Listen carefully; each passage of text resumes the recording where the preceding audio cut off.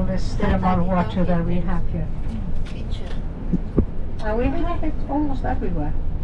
Or 93-4% of houses in Iceland are heated up with thermal water, and that is most of it comes from low temperature areas where the temperature is 80, 90, 100 degrees Celsius.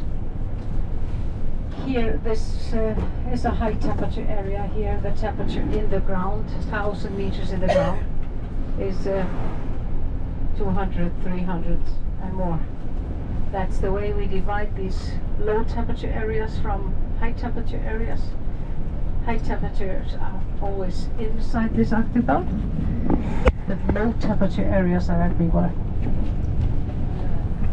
And that's why we have this great access to hot water to heat our homes, There's another which we prefer to take from low temperature areas.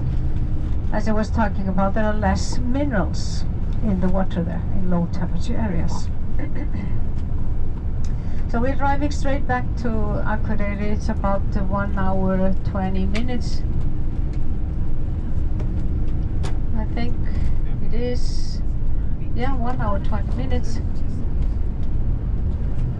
And straight back to the cruise ship there. So that's a hot water Thanks for the pipeline. good weather and You're no welcome. flies. No flies, because it is a little bit wind, but it's less flies. It's more closer to the lake, really. But it helps a lot to have this wind. Yeah, of course, I know I must give you a break, and I will do that. But some of you have at least not heard about the name tradition. I'm going to talk a little bit about that and maybe a little bit more history. I can do that. And some other things, and then I'm going to be quiet and come back when we get closer to Akureyri then. But we drive actually around the lake, so we're going to pass through this village here in a minute.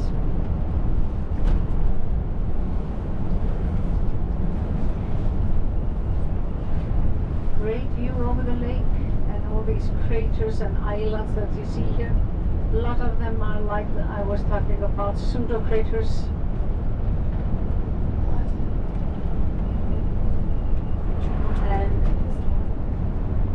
And islands that the lava has simply left in the. This is a very shallow lake. It is, I think, it reaches deepest 4.5 meters deep, where it is deepest.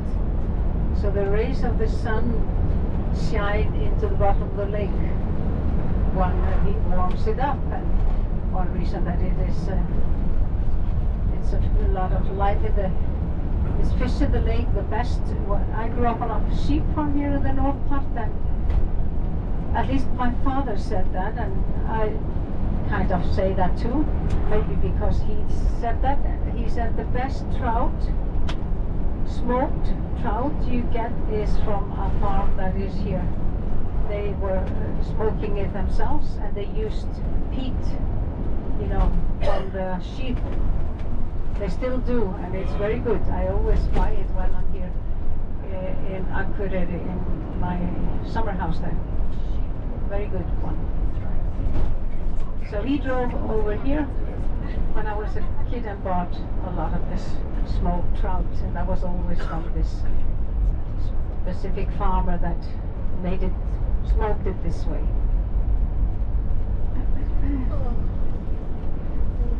Yeah, and name tradition. My name is Ingibjörg. I'm called Inga, Ingibjörg Jósefsdóttir, or Ingibjörg Joseph's daughter. And my father, his first name was Joseph. So here we add son or a daughter to our father's first name. I have a brother whose name is Harold, so he is Harold Josephson. Haraldur Jósefsson, as we say it in Icelandic. We had a relative that was Nilsson, and they were from Norway, maybe. Yeah, this is the Scandinavian go way. all over the Yeah. place, right? Yeah, I because- never knew that till now. Thank you for telling me that. Yeah, son or a daughter to the father's first name. If the father's first name is David, the children would be David's son and David's daughter. And this is traced back to the settlement of Iceland. That's cool. Ingolf Arnarsson, he was the first settler. He settled in Reykjavik. He was the one that gave Reykjavik this name because he saw steam coming up there from open thermal pools that are still a lot of in Reykjavik. They have now been covered so you don't see them anymore. But they are there. And Ingolf Arnarsson, he had a sister. She was Helga. Helga was her name. So she was Helga Arnar's daughter. And their father's first name was Arnar. And Ingolf Arnarsson was married to a woman. Her name was Hallveig Fróðadóttir or Fróðadóttir. So Fróði was her father's first name. And here in Iceland, we never take our husband's name. We keep our father's first name for the rest of our lives. And yeah, in the same family like in mine, my husband is Sigurd Gestsson. So his father's first name was Gest, and therefore he's Gestsson.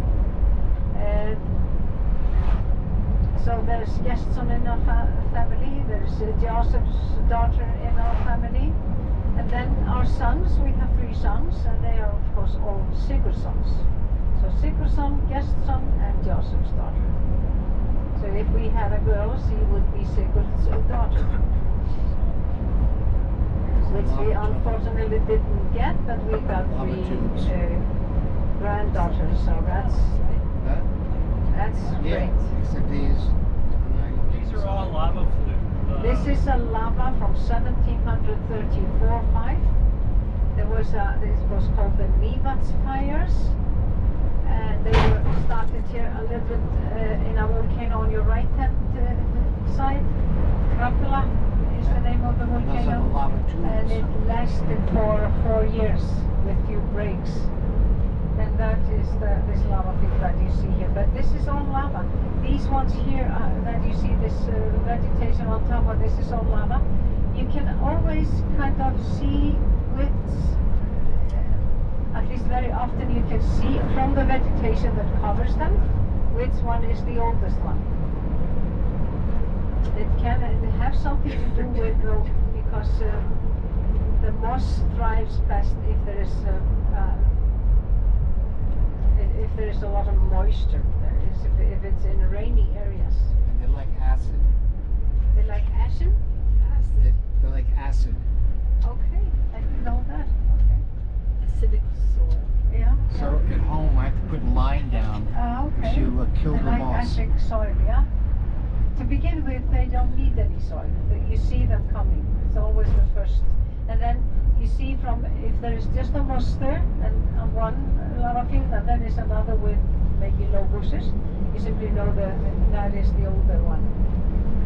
And because Iceland is a young country and not dense trees here, it's possible to see a lot of this. We talk about, we call it, you can read the landscape here so easily.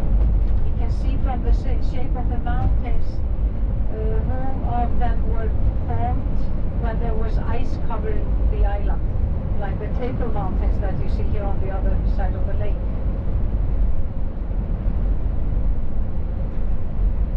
And here are craters. It was definitely, this is not a pseudo-craters, this is different, this is something that eruption of molten lava came from. You can see that on those that you have here around.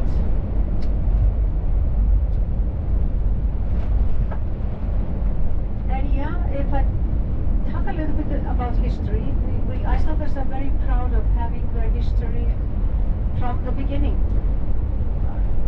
The only European countries that have total history from the beginning, from the first settler, why they came here and where they settled. Icelanders today, they can actually, because of the sagas, they can trace their families back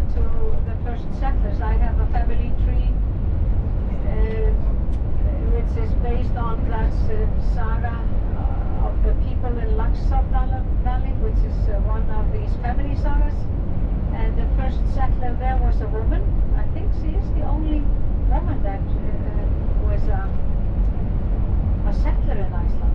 I've never heard of any other though. She was Irish, she was planning to come here and settle here with her husband, but he died before they could leave Ireland. So she decided to still ongoing on her plans, and she came here, and she is mentioned in the saga called the Iceland Golden, or the Book of Icelanders, which is another saga with all the names of the settlers and where they settled and their families. And she is first mentioned, and Auður the deep-minded, she was called. She was believed to be very clever, of course. And she settled in the northwest part of the country, and the year was 879. Now we all here in Iceland, we can trace our families back to this first people. You can simply go on the internet and look this up. But Ingolf Arnason was the first settler, and he left Norway for the same reason. He could not accept this new king in Norway, King Harald the Herfer, so he decided to come here, and he definitely knew about some others. At least there were 2 other Vikings that are mentioned in the sagas. They were Swedish. They came here, but they left. Stayed only 1 or 2 years, and then they gave up and left. So Ingolf Arnason, when he decided to come here, he decided to put this into the hands of the gods. He decided that it would help him to have a successful settlement here if the gods, or these ancient gods, were involved, and it would help him to find a good place to raise his Viking farm. So he sailed from Ireland up here with all his belongings, and among these were his high seat pillars, some kind of heathen signs. We don't know exactly what they were. Probably some tree trunks cut with the faces of the gods. So when he approached the south coast, he took his high seat pillars, threw them overboard. So where these pillars would drift in, that would be the land the gods had decided that there he was going to raise the Viking farm. He spent 3 years looking for the pillars, and he found them in the bay in Reykjavik. And when he was sailing in there, he saw steam coming up from the ground from open thermal pools there, so he gave his farm site the name Reykjavik, which means the steam bay. It's actually many place names in Iceland that indicate the thermal water there. We have a lot of in the ground. But he raised this Viking farm downtown Reykjavik, and there's a settlement museum on the site where there was a hotel built there 50 years ago, the same spot, and because this is written in the sagas, it was decided to investigate the site, and they found there a Viking farm from Ingolf's time. And there's a settlement in the basement of that hotel now. But there were many people that followed Ingolf, and the country was fully settled early in the 10th century, meaning that there were no more land for others that were coming. And of course, these first ones, there were plenty land here and space and no rules, so they made their own rules, and they were taking big land, huge land, the first ones. And then it came to that point that there were no more land for others, and there were coming up conflicts between the ones that had big land and others that could not have any land. So at this point, these people realized it was very important for them to get common laws. So therefore the old parliament was founded. It was founded in Thingvellir National Park in the south part. Thingvellir means the Parliament Plain. This is our oldest national park, having been added on UNESCO World Heritage List. And there was the parliament held every summer in June for 2 weeks, where people came from all parts of the country, stayed there 2 weeks, set the laws and rules for the new society. Plus this was a very important to show up there, and also people were coming there simply to enjoy the company of other Icelanders that lived in other parts of the country. Christianity was adopted in the Parliament 1000 AD, and the first bishopric were founded in the south part, then another one here in the north part, and these two bishoprics became the country's most important centers of learning, and many of the sagas were written in both these two bishoprics. Icelanders were Roman Catholics from 1000 until 1550. 1550, the last Catholic bishop were beheaded in the bishopric in the south part, and this beheading of the Catholic bishop there marked a turning point in the history of Iceland. This meant that all the properties that belonged to the churches in the country were handed over to the Danish king, and the public became poor.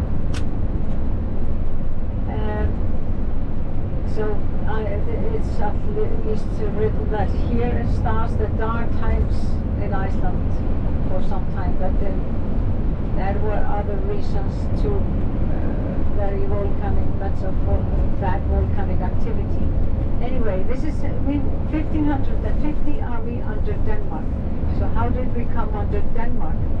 Here in Iceland in the 13th century, there was a civil war here between 5 powerful families, where each and one of these families wanted to be the leader family here.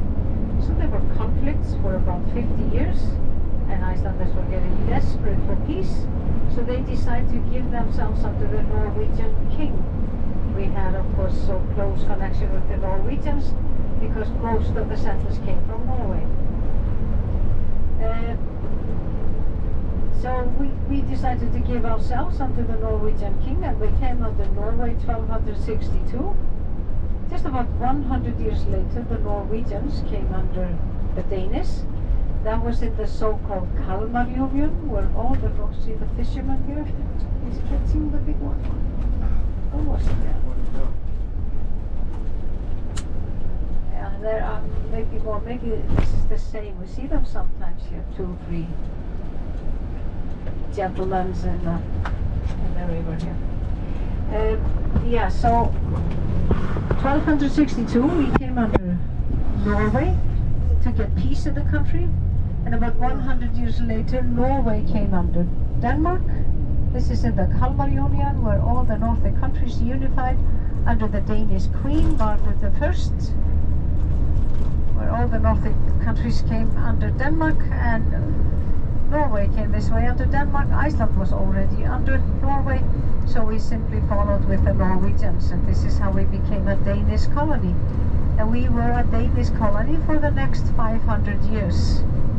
Icelanders began to fight for their independence under the leadership of our national hero, Jón Sigurðsson, and we became independent state 1918. We shared the crown with the Danish until the new Republic of Iceland was founded, and that was on the 17th of June 1944. Here's another one. The same guy. There was The same guy fishing all the time. quite big private jets on the airport in Akureyri yesterday. It was yesterday. The only way you can afford to eat. So we see quite often up to 10, Seriously. like in Reykjavik, 10 private jets. He was standing for 5 hours. This is, there are more over there. $80 for a Wealthy people hamburger. coming here, they pay a lot of money for this. Coming here on their private jets. Yeah, so from 1944 we have been completely independent state with our own president. And today, the president of Iceland today is, her name is Halla Tómasdóttir. She was elected last year. We also got a new government late last year, and the prime minister is actually the one that leads the government, and her name is Kristrún Frostadóttir. And there are 3 parties leading the government, and there are women that are leaders in all these 3 parties. Plus, last year was we got a new bishop that is also a woman. I don't know what is called the the old university in Reykjavik is the University of Iceland. We got a new head of it, and that is a woman. Yeah, so we can say that last year was the year of women. Women are ruling in a lot of the higher position posts in Iceland these days. And sometimes I ask, what do Icelandic men say about it? We had actually a president. This one we have today, she's the second woman that have been elected as a president of 8 presidents from 1944. And we had a very good experience with the other lady there, Vigdís Finnbogadóttir. She was elected 1980. And she was the first woman in the world to be popular elected as a president. She's still alive, 95 years old. Have always been a very popular person in the Icelandic society. And it is interesting, we hear now, see quite often in the some films or something when she was promoting as well 1980, as well as the others. They were men that were running, and she was the only woman. And hear them saying things like that, she cannot do that. She was a single mother as well. She could not do that because she was a single. She could not be a president of Iceland because she was a single mother. And the other thing was she got breast cancer, so she had only one breast. So she could not be a president because of that. This is something that they were saying, her competitors. Yeah, but looks like that this one is gonna be popular here too. But the president is, instead of the Danish king, it's no power in her hands. She simply signs bills that comes from the government. Put it down, take it down.